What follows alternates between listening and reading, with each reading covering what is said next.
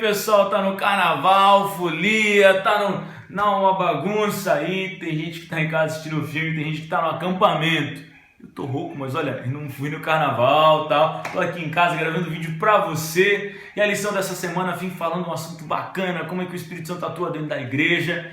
Ela pincela no sábado sobre o batismo, mas eu vou deixar pra amanhã, que amanhã ela vai falar só sobre isso.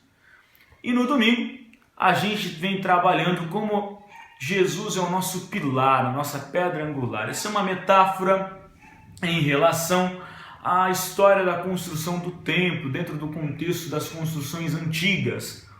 Diferente de hoje, alguém quer construir alguma coisa, ele compra um pouco de material, aí pega o tijolo, pega o cimento.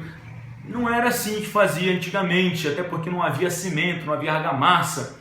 Havia quase que uma sobreposição de materiais, de pedras sobre pedras, assim por diante. Então havia umas fases. Como é que era isso? O camarada trazia material, madeira, pedra de fora, e aí nessa primeira fase era trazer. Na segunda era preparar esse material, no caso das pedras. Então eles entalhavam aquelas pedras, eles quebravam algumas, eles cortavam outras, iam separando em vários tamanhos, porque eles iam então colocar uma sobre outra no tamanho certo para montar aquele edifício. Nesse processo, conta que eles estavam quebrando pedras, então primeiro quebrando as pedras pequenininhas, e aí eles viram uma pedra grande, obtusa, gigante, e aí eles fizeram o quê? Jogaram ela mais para cá, estava atrapalhando. Feia aquela pedra. Aí eles depois quebraram as pedras menores, mas já não eram tão pequenas. E aí aquela pedra de novo atrapalhando, empurraram para lá. Aí de novo agora quebrando as pedras médias. De novo aquela pedra grande, foram empurrando. Esse processo demorou meses, talvez até anos. Agora eles precisavam de encontrar a pedra principal. Aquela que deveria ser colocada como pedra de esquina, a pedra que ficaria como base de todas as outras pedras. Eles procuraram fora, em outras cidades, procuraram entre as suas pedras, entre seus materiais e não encontraram. Então, depois de muito procurar, viram no meio do mato, jogada, no meio do lodo, aquela pedra que eles haviam rejeitado, aquela pedra grande que eles não gostavam, e eles perceberam que ela tinha o tamanho exato para ser a pedra angular. Então, essa metáfora é usada para Jesus, porque Jesus foi exatamente isso que aconteceu com ele. Ele veio ao mundo e as pessoas rejeitaram Jesus, os homens rejeitaram Jesus, e ele serviu como pedra angular, como base para todos nós, para a igreja. Veja, a base da igreja não é o pastor, não é o diácono, não é o ancião, não é o papa. A base da igreja é Jesus. Ele é base para todos nós e para toda a igreja.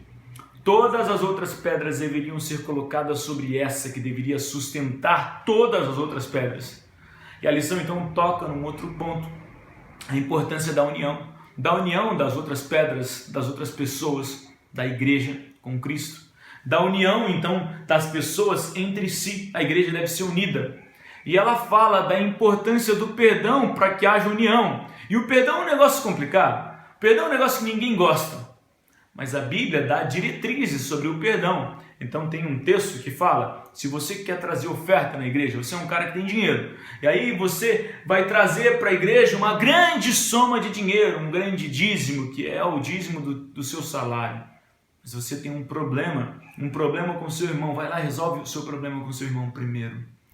Você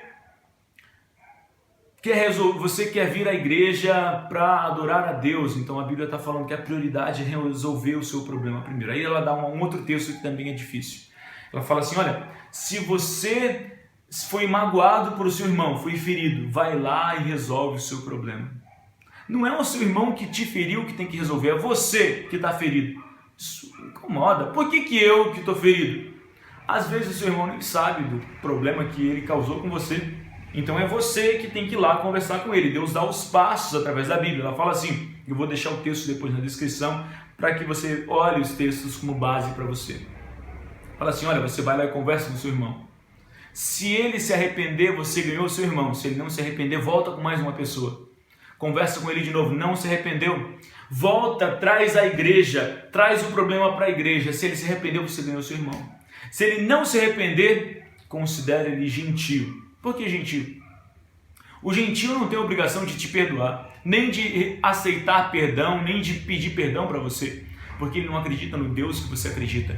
Mas a pessoa que está sobre a base que é Cristo, que acredita no mesmo que você acredita, vocês têm a obrigação de se reconciliar. Não importa se vocês se machucarem, vocês acreditam no mesmo Deus que reconcilia e perdoa. Então vocês têm que se unir, não existe outro caminho. É difícil, pastor, o camarada me ofendeu, ok. Mas você tem a obrigação, junto com ele, de se reconciliar. E se vocês não fizerem, então o camarada que não quer perdoar, ou não quer aceitar o perdão do outro, esse é considerado gentio. Então tem os passos, mas se você não quer, Deus fala, então eu não posso te aceitar. A Bíblia fala, perdoa-nos, Pai, para que nós possamos ser perdoados. Assim como o Senhor nos perdoou, nós estamos perdoando. Então, primeiro você perdoa e depois você pede o perdão. É um caminho que você possa aceitar o perdão de Jesus e possa perdoar as pessoas, ainda que elas tenham te ferido.